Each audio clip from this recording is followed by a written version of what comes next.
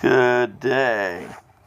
Thought I'd talk about these tomato plants that I ordered.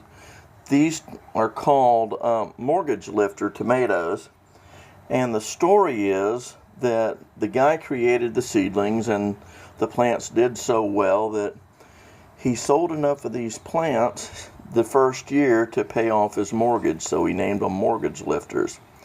Now, the reason these plants were so popular is they'll grow up big and strong, and they will, in perfect conditions, each plant will grow up to 40 tomatoes. Now, these are not tiny tomatoes. These are supposed to be big, huge tomatoes, almost the size of like a big, ugly tomato or a beefsteak tomato. So they should do very well. I got them online, and they were a little expensive for me, but you know, if they give me that much food, then it'll be worth it. When I got them, I was kind of upset because they had put them in this box. They had thrown them in the box, and they'd put this on top of it, and that was nowhere near enough to keep them secure. And when I opened the box, they were all thrown around and turned over, and the dirt was out of them. And I thought I was going to lose them, so I put the dirt back in, and I watered them pretty quickly, and waited to see what would happen. And just by getting them back in the dirt, they kind of perked up a little bit. Now, I wanted to just put them right out in the garden, but it came with this piece of paper saying that you have to toughen them up a little bit, that they've been in the greenhouse all their life. And of course, it said that beginner gardeners put them out in the garden anyway, and they'll take a milk jug, cut the bottom and the top out of it, and use that to protect them. But that's what beginners do, and I am a beginner, but I don't want to make the same dumb mistakes everybody else makes if I don't have to. So I've been keeping them moist. Again, put water in the top of them, put water in here, and they started to perk up. And so yesterday I mixed up just a little bit Miracle-Gro, and put them in here, and then poured the rest of it in here. We'll see how that goes.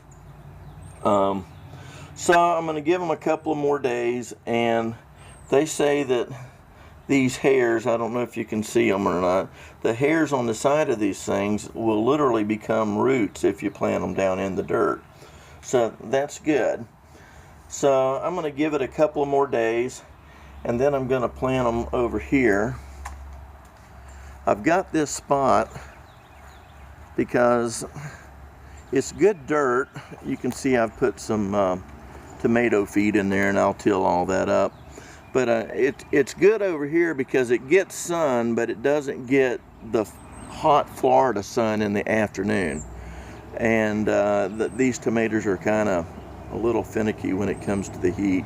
So I'm going to put them there.